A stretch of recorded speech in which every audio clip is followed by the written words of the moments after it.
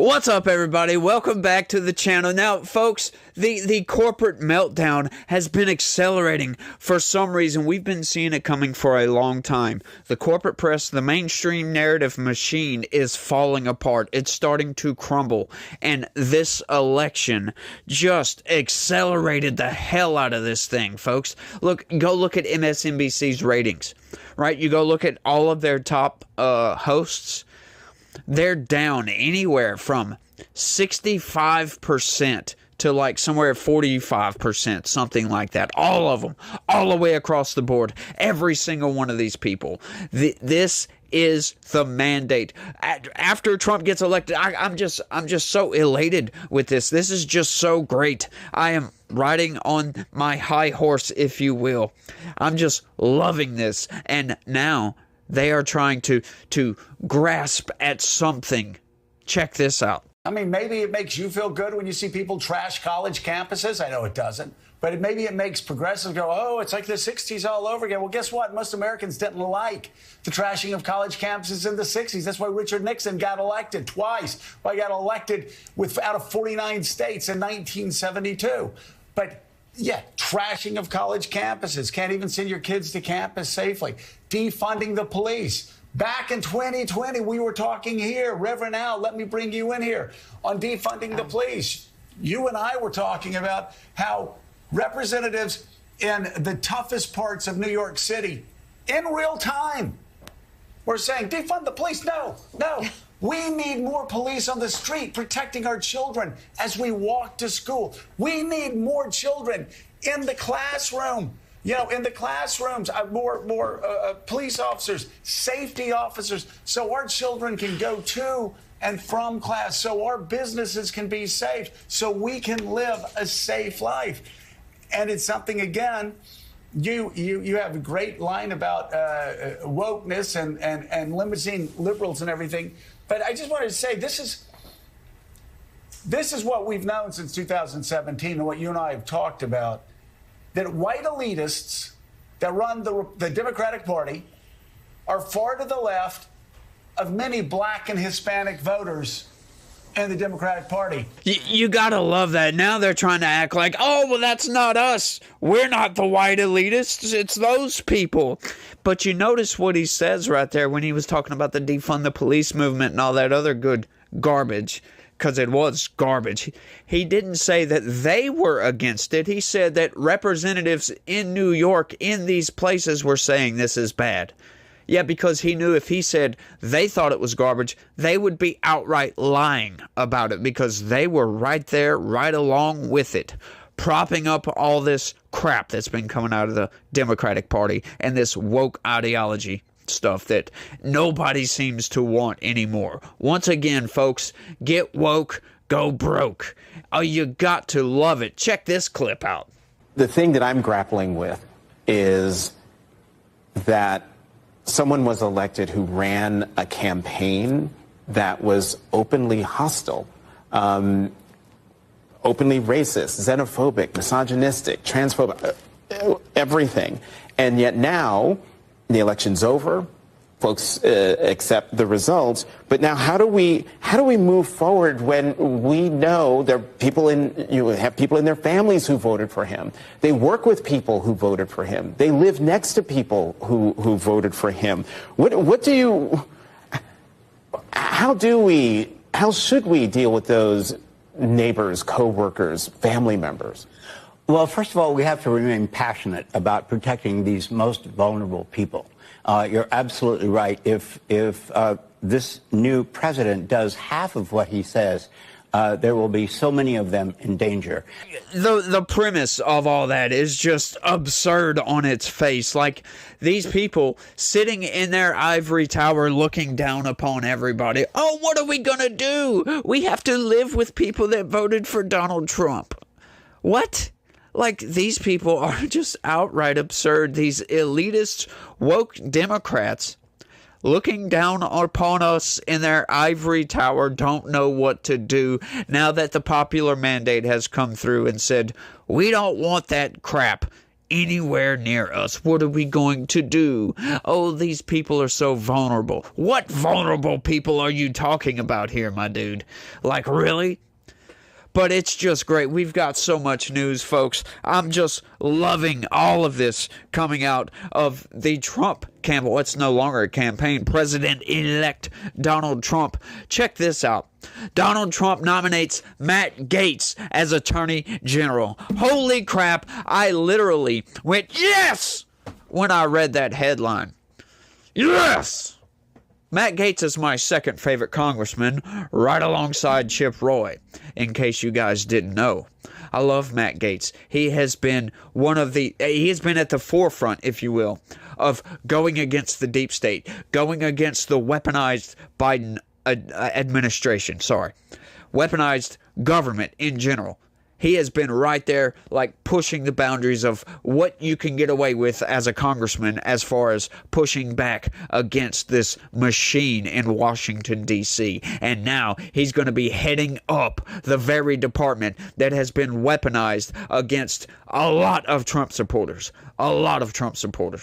Right? We've got political prisoners sitting in jail right now because of Donald Trump's support. Supporting Donald Trump got you put in jail. If you went to Washington, D.C. on January 6th and decided to, let's go ahead and peacefully protest at the Capitol and walked into the Capitol, right, with groups of other people, just walking right on through, walking right by the cops, say, hey, how's it going? Walk into the Capitol, walk around. Yeah, you got arrested and thrown in jail for doing that, as a matter of fact. I'm not talking about the people that got violent. Those people, they deserve to be in jail, sure. I agree with anybody and everybody on that one. But the people that did absolutely nothing, those people don't deserve to be in jail. Check this out. I'm loving this. Trump says he is nominating Senator Marco Rubio for Secretary of State. Once again, I am loving this. Marco Rubio, he's a senator. He's kind of like, he rides the line between establishment and kind of okay. He says a lot of things that I do like. He votes in certain ways I don't like.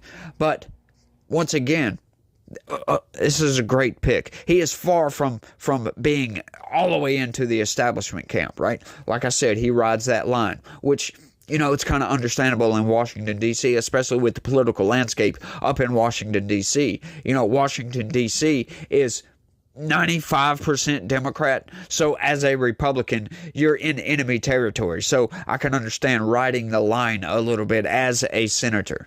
This is just nuts. So Trump selects Tulsi Gabbard for Director of National Intelligence, for crying out loud. This is great. Pete Hegseth, for goodness sakes, is going to be running the Department of Defense, right? And as a matter of fact, the liberal media, the mainstream narrative machine, is having an absolute freaking meltdown over Pete Hegseth. Oh, Donald Trump, the fascist.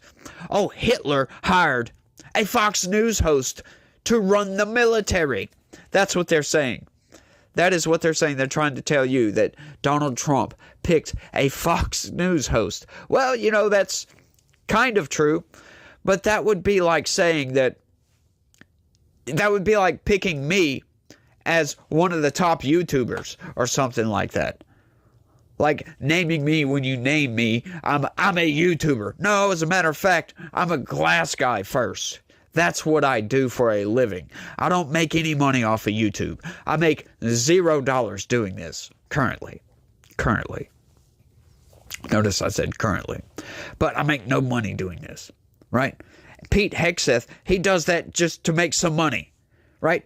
They're totally overlooking the 20 plus years he spent in the military. He's got honors. He's a combat veteran, for crying out loud. He's got several honors in the military. So what are you talking about? Like, this is the guy. I'm loving it. Trump is absolutely hitting on all cylinders right now, y'all. Let's go ahead and knock down a couple of corporate press narratives right quick. Check this out. I came across this story. This is absurd.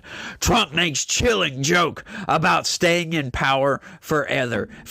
Sorry. They are absolutely melting down, y'all. They are melting down. Check this out. President-elect Donald Trump does not appear to be interested in assuaging any concerns about a total pursuit of power. These people just can't handle the truth. They can't handle the popular mandate of the country. They don't like this guy. All of their rhetoric over the past 8 years is coming back to bite them in the ass, y'all. As a matter of fact, they have gone step after step after step after step, like just upping themselves time and time again on their rhetoric about Donald Trump. And they can't back off now, y'all.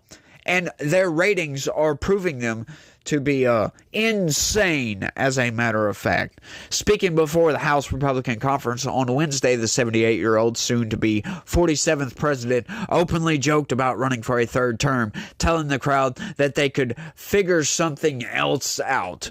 Yeah, he was joking. They go on to state exactly what he said in here, and it has nothing to do with alluding to staying in power forever. I don't know why I'm having trouble saying forever, but I am, obviously. But this is just, it's so funny to watch. Get ready for at least 4 years of this. Nothing but debunking corporate press garbage. I suspect I won't be running again unless you say he's so good we got to figure something else out. Oh, that's it. So he wasn't talking about staying in power forever. He's saying if they want me to stay around and they make it possible, I might think about it. That's vastly different. These people are insane. Trump said while laughing, according to the Associated Press' Famouche Amari, that would, of course, be a flagrant violation of the Constitution, which has stipulated since 1951, after President Franklin D. Roosevelt served a whopping 4 terms, that presidents cannot be elected for more than 2 terms. Previously, the 2-term limit has been an unofficial precedent set by George Washington. No person shall be elected to the office of the president more than twice, states the 22nd Amendment, and no person who has held the office of president or acted as president for more than 2 years of a term to which some other person was elected president shall be elected to the office of the president more than once. So what that says to me is that if, say, a year from now, Donald Trump happens to become incapacitated for some reason, and J.D. Vance takes over and serves as 3 years as acting president, he can only run one more time. That will be his second term, technically. But if it goes, say, a year and a half or so from the end of Trump's term, and Trump becomes incapacitated, then he could possibly stay in for almost 10 years, 9.5 years as president. That's what I'm getting from that. Now, I know they worded it kind of confusingly, as they do with all legal mumbo-jumbo, but, it is what it is, folks. It is what it is. But it's not the first time that Trump has hinted he'd be open to skirting the ironclad rule. At a National Rifle Association convention earlier this year, Trump likened his future running to the country to Roosevelt's tenure. FDR, 16 years, almost 16 years. He was 4 terms. I don't know, are we going to be considered 3-term or 2-term? Trump said, allowing some people in the gun-loving crowd to cheer 3 in response, according to Politico. Trump also floated the idea on the campaign trail in 2020 before he lost to President Joe Biden, bizarrely claiming he was entitled to a redo of his first term due to an FBI counterintelligence investigation that had examined Russia's efforts to thwart the 2016 election. That investigation found that Trump interacted with individuals with direct ties to the Russian government government and that the foreign power had meddled in the U.S. election in an effort to aid Trump and hurt then Democratic presidential candidate Hillary Clinton. Oh, you mean how Hillary Clinton took campaign dollars, made up the Steele dossier, gave it to the FBI, and said, investigate this guy. He's got ties to Russia, for crying out loud, as if Donald Trump doesn't have ties to all the main powers of the world because he builds hotels all over the damn place, right? So they investigated. They just so happened conveniently leaving that part out where the FBI planted human confidential sources within the Trump campaign to spy on the Trump campaign, knowing that the Steele dossier was fake, that Hillary Clinton made it up. Yeah, a lot of people say that there wasn't a peaceful transition of power in 2016 because of this, because Barack Obama's FBI investigated Donald Trump, knowing that it was BS. The evidence was outright BS, made up by the Hillary Clinton campaign, funded from Democrat donors, as a matter of fact. Knowing this, a lot of people say that I consider a peaceful transfer of power if one president leaves office and the other president goes in and they don't get into a fist fight and there's no military coup or anything like that. It's just a normal transition of power. So, yeah, that was a peaceful transition of power. Was it clean? No, because Obama absolutely knew that the evidence against Donald Trump, the investigations into Donald Trump, were all fake, were all based upon made-up evidence. That's absurd, y'all. That is outright absurd. But the liberals and the Democrats, they're seething, they're rolling around in their own feces right now. And they can't help themselves. They don't know what to do. Some, what are they trying to do? They're trying to reform themselves. Oh, we were never woke, y'all. And then others are like, how do we deal with these Trump voters? Like, what are we going to do? Like, are you kidding me? Just live your life, dude. Really, it's not going to be any worse than Joe Biden. I can assure you of that. As a matter of fact, it's going to be a lot better. Your life is going to significantly improve under Donald Trump. I'm not saying he's going to come in and fix everything, but from his cabinet choices, everything I'm seeing so far, yes, he, as a matter of fact, is coming in to clean up the swamp. That's all he seems to care about, is cleaning that swamp up, vacuuming out all the water, cleaning up all the mud, filling it up with concrete. As a matter of fact, making a parking lot out of that swamp. Folks, get yourselves ready for one of the best presidential administrations in your entire life. And I think that's all I got on this one, y'all. Hey, you guys, do me a big favor and smash that like button. Please don't forget. Smash that like button for me. I really need your help. And if you're new around here, hit that subscribe button. I really, really would appreciate that. And y'all let me know what y'all think about all this down in the comment section. Are you excited for another Trump presidency? And is it shaping up to you to be a total clean out of the swamp? Or are you holding your tongue on that one? Let me know what you think down in the comment section. That's all I got for this one. I want to thank everybody for watching, and y'all try to have a good day and stay legitical. Peace.